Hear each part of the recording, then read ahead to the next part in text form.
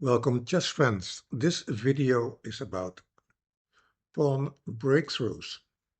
So in chess, you have the concept pawn breaks, which is questioning the pawn structure of your opponent by a pawn move, like c5 in the French, or f5 in the King's Indian. But with a pawn breakthrough, you try to create a pass pawn to win in the endgame and then promote your pawn. So we start off with a few simple exercises, so stay with me, and then after 2 or 3 minutes it will become more complicated. So if you have a pawn majority on one side, then it's relatively easy, of course, to create a pawn breakthrough, but it's important that you choose the right move order. So the wrong move order, with white to move in this case, and you can always see which side is to move by looking at the dot next to the square h1. You see the white dot, so white is to move. So the wrong move would be, in this case, b4, because after b5, white cannot create a passed pawn anymore, except by playing the move a4, but then both sides promote at the same time. So b4 would lead to a draw. So white has to play the move a4. And let's go back, right? And then there's no b5, and then after a4, white will continue with b4 and then a5. So if we go here, of course, what we have to assess is the black king in the square of the pawn, or can the black king go to the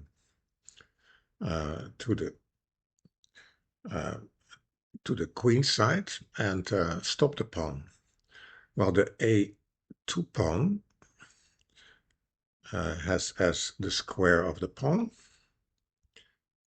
a3 to f8, just like the a3 pawn itself, because this pawn can move to places at the first move, can go from a2 to a4.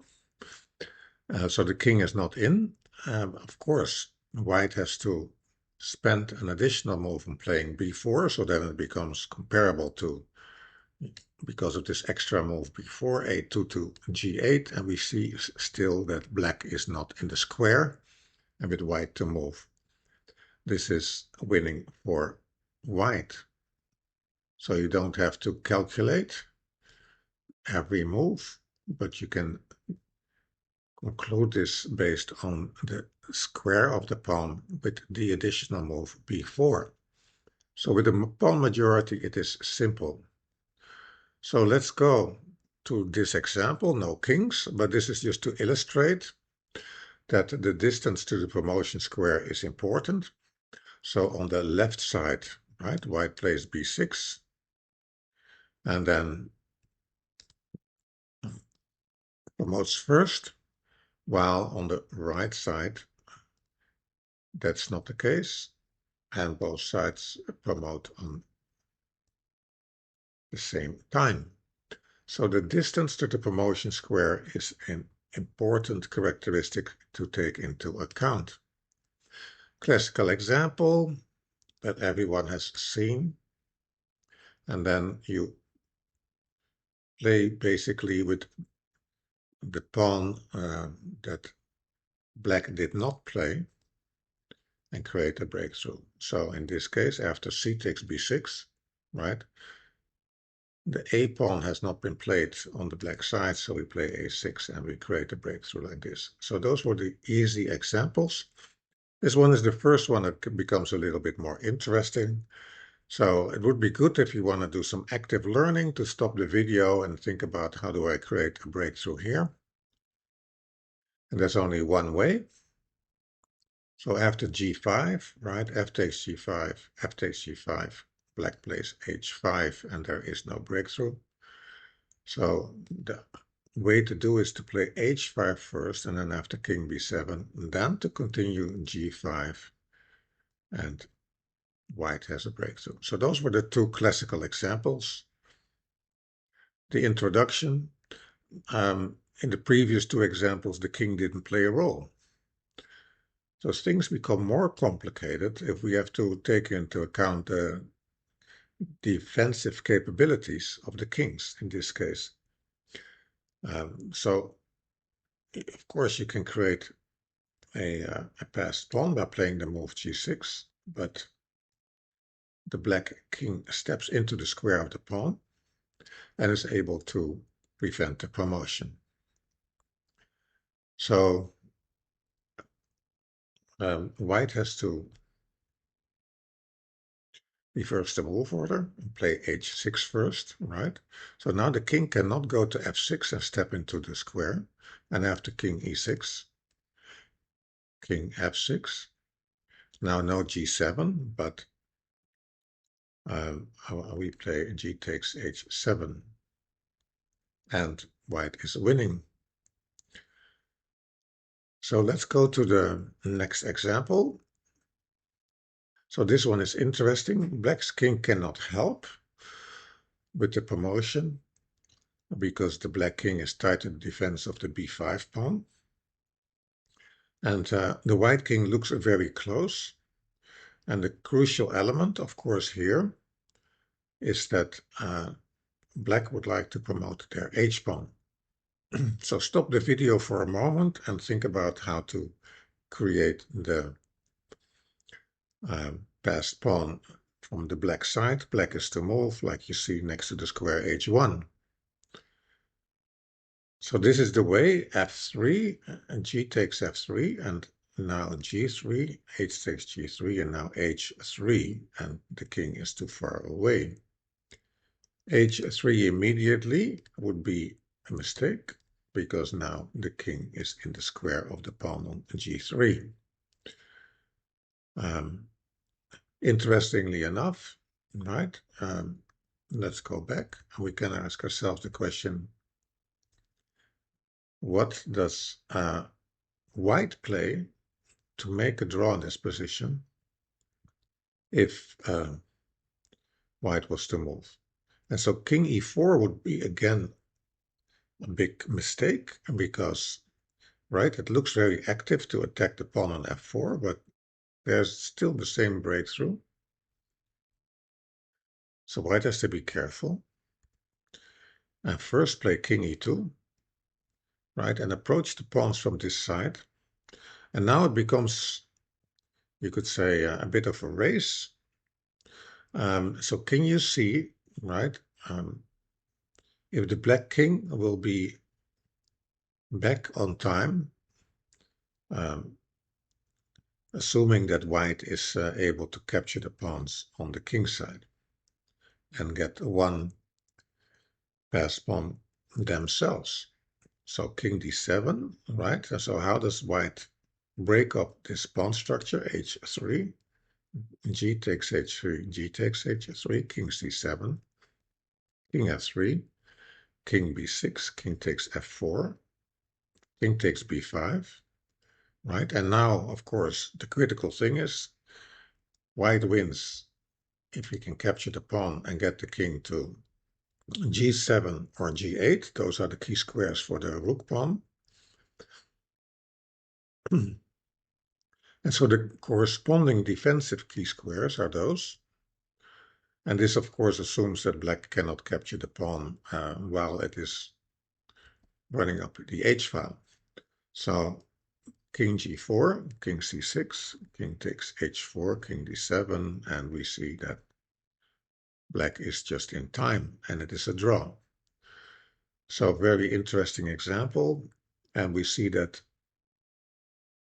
when we go back to the beginning, that black creates a breakthrough by promoting the h-pawn, which is the furthest away from the king on d3.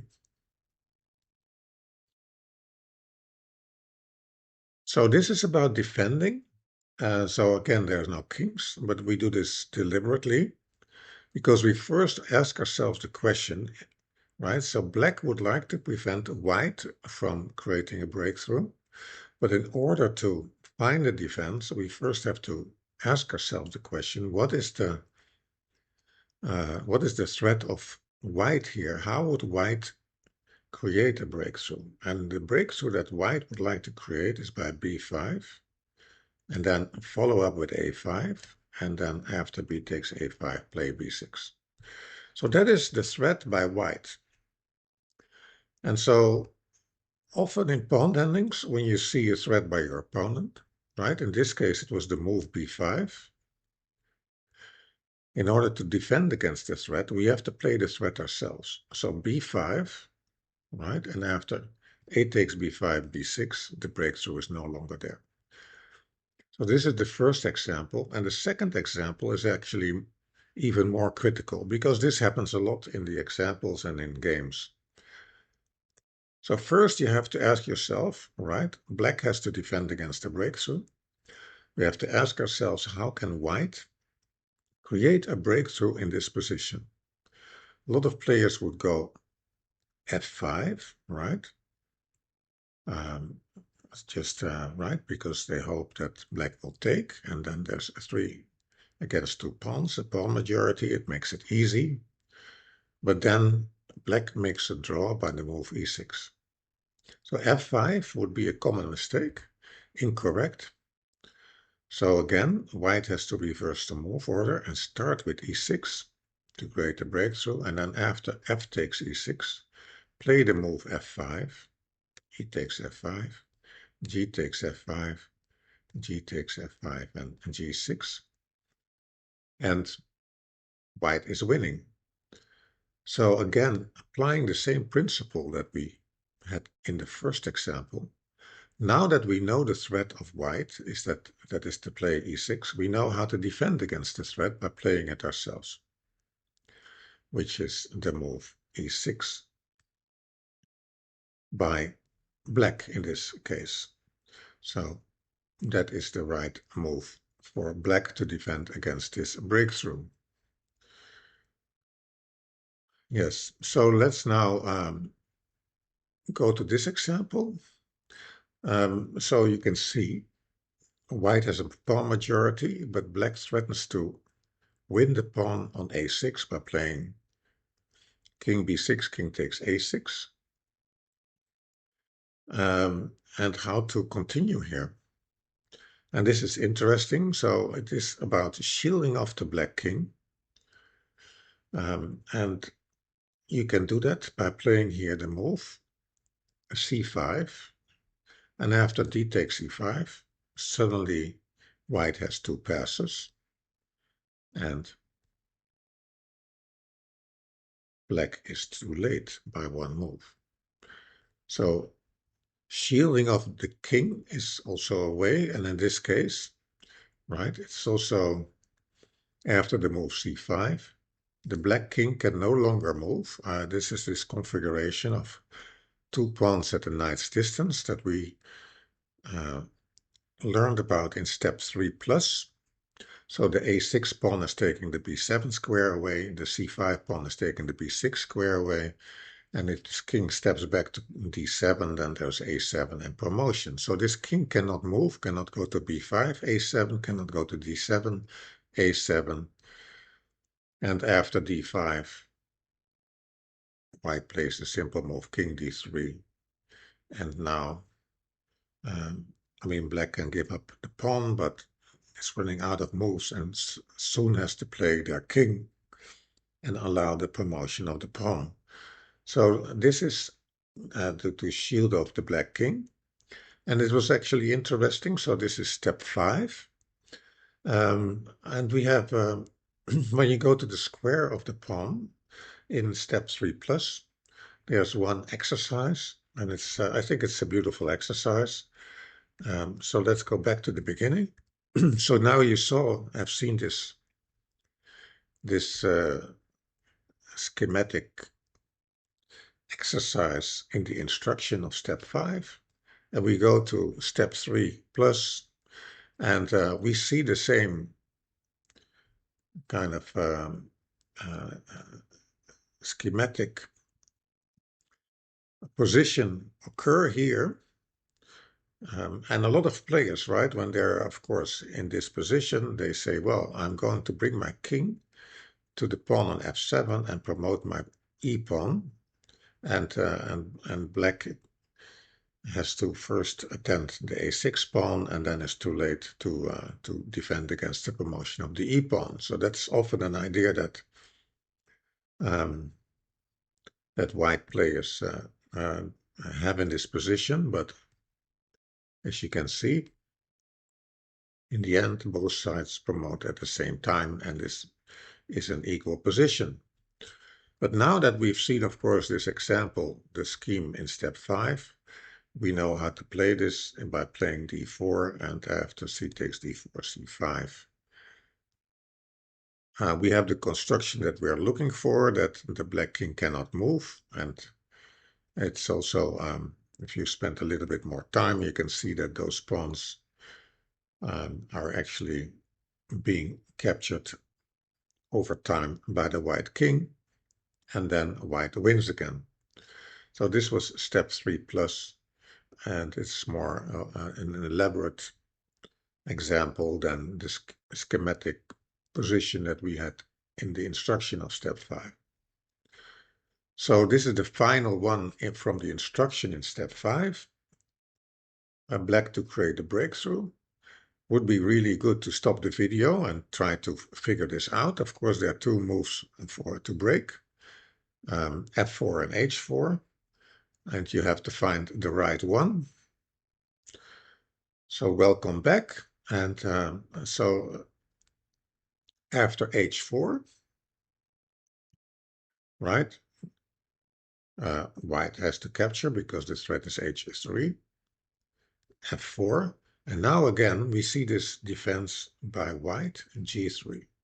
So very critical, right? We saw this also before when we were trying to create a breakthrough with f5 in one of the previous examples, that this is a very critical way to defend. So you don't take the pawn because that allows a breakthrough, but after f4 you play g3 to prevent the breakthrough, and black cannot get through.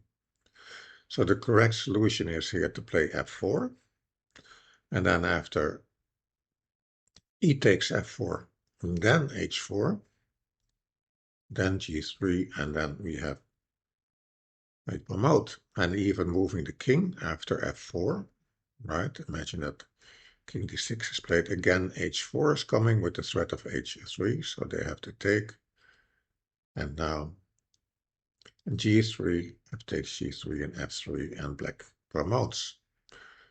So let's go to the exercises that go with this a lecture in step 5.3, the breakthrough. We start with this one. I mean, it resembles, of course, the one that we had before a bit. So, of course, if black were to move, they would take the pawn on f5. And if you see that threat, the first move becomes kind of obvious, which is f6. Then g takes f6.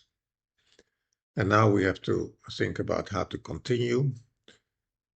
Well, we don't want to play h6, so there's only really one move, of course, and that is to play this, and then the black king is too late to stop the pawn. So this one is one that students get often incorrect. So we see that the white king cannot help their pawns. Also, black cannot force promotion because white can just block on g1. But the question is, how can white create a passed pawn? And after the examples we have seen so far, you will immediately spot why b5 is a blunder by white.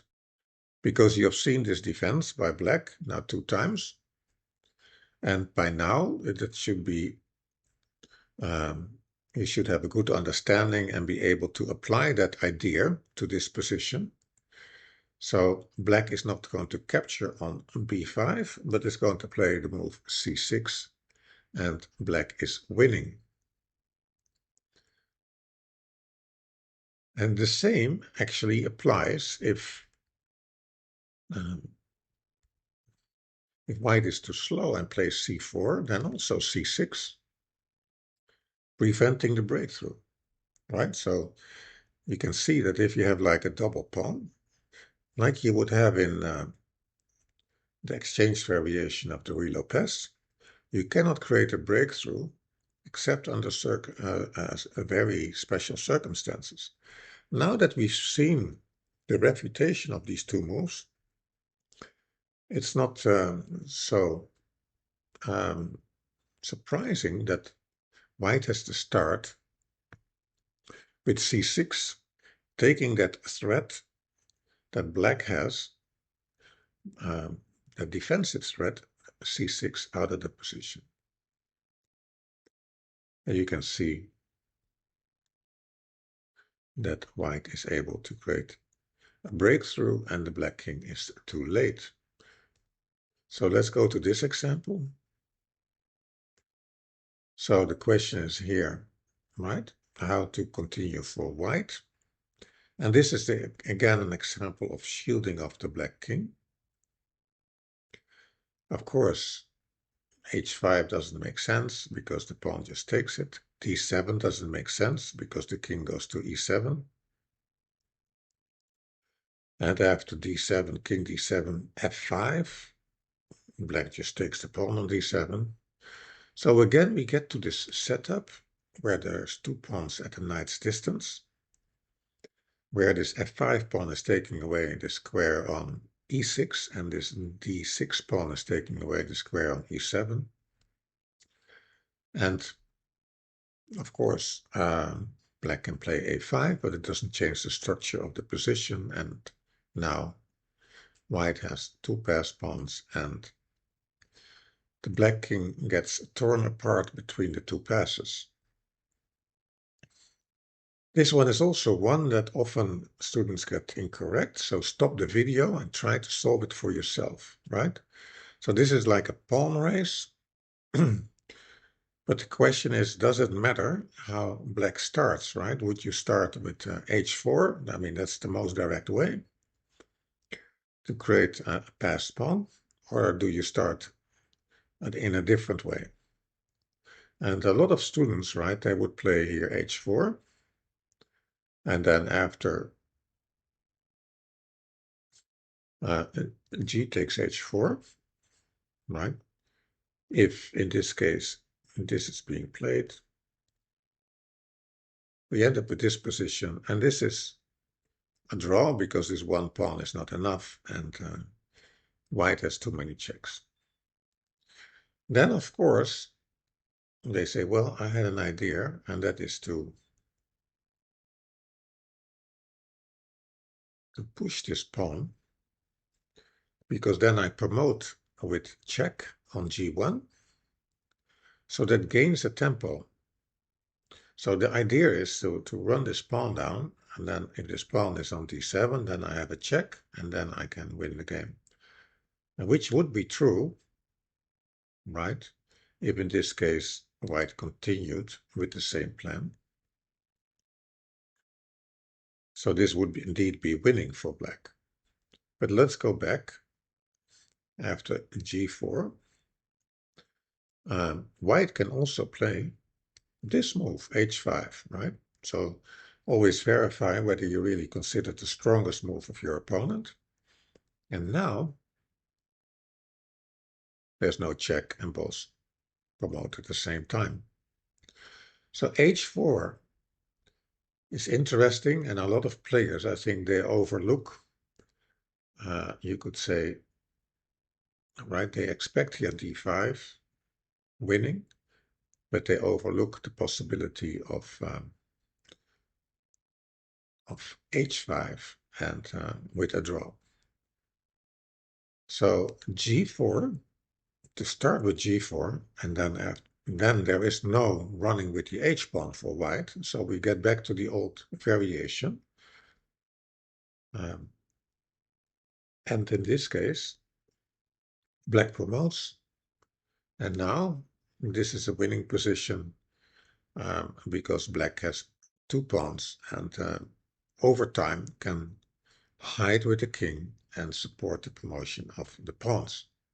Not an easy endgame, uh, not an easy queen endgame, but winning for black.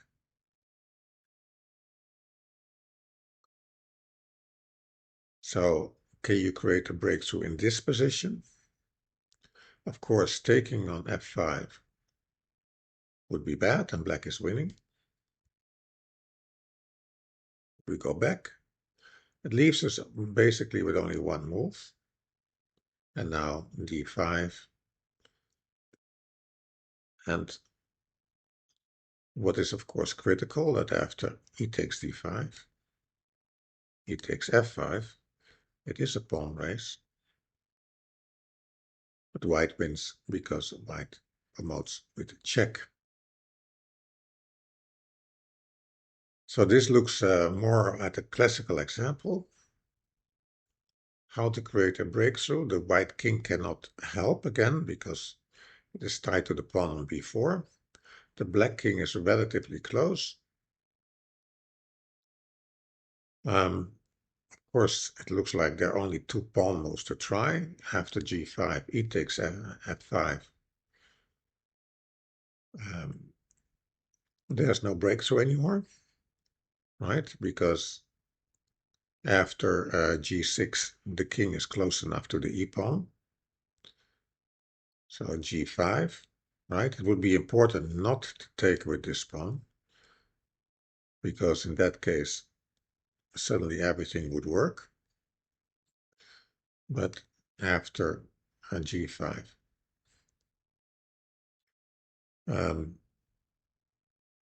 e takes f5, black is winning. So that leaves us, right, with only one candidate move, because if we go back to the starting position, of course, there's another threat, right? If we would just play a king move, now the king approaches, goes to d5, and then black is winning. So that leaves us only with f6. G takes f6, and now e takes f6. The king comes, g5, king comes. And now we see that this king, right, we saw basically the construction of two pawns at a knight's distance, but here we see this construction, that this king can also not get to one of the defensive squares, and over time is running out of moves. The king cannot go to e7, cannot go to g5, because white plays h7 and promotes.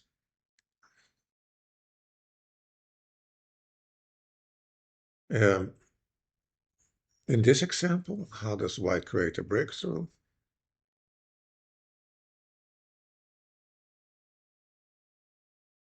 a6, right? g4, b6. So we can see often it is the pawn that is furthest away from the opponent's king that is the candidate to promote.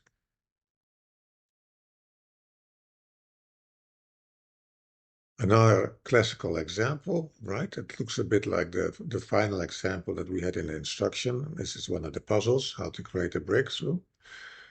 And here, once more, right, if you would play, because the question is, do you play h5 or f5 after h5? f5. What is the defensive move by black? Of course, g6. You know it by now. So f5 is the right start, and then after e takes f5, h5, and now g6. And the black king is too far away to stop the e6 pawn.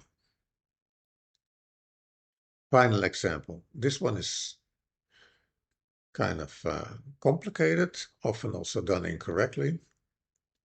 And the question is, okay, white has a pawn majority, but how do we create a passed pawn here? And we can see, right, if we play a king move, nothing happens. So the only move that we have here is to play a5. And now, of course, it would be tempting to play b6. So can you calculate what the result is after b6? Who is first in promotion, right? So black takes back, white takes on d6, and then goes to e7, brings their pawn to d8, and in the meantime, black runs down. So if you had done the calculation correctly, you can see that this ends up in a draw. So let's return to this position. So somehow we have to try to gain a tempo on the variation that we just saw. And if b6 doesn't work here, there's only one other move really to try, right? Because this pawn on a5 is going to run down the board, which is to play c5 here, and then b6, and then d6. And now we see that we have promoted first. So where did we gain this tempo, right, versus the other line? So if we go back, we played b6, right?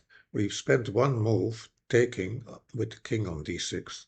And this is the move that basically we can afford ourselves. So by playing this pawn break, right, black plays a move, is forced to react. Black is forced to react. And now we don't have the move king d6 in our variation, and that makes it into a winning line.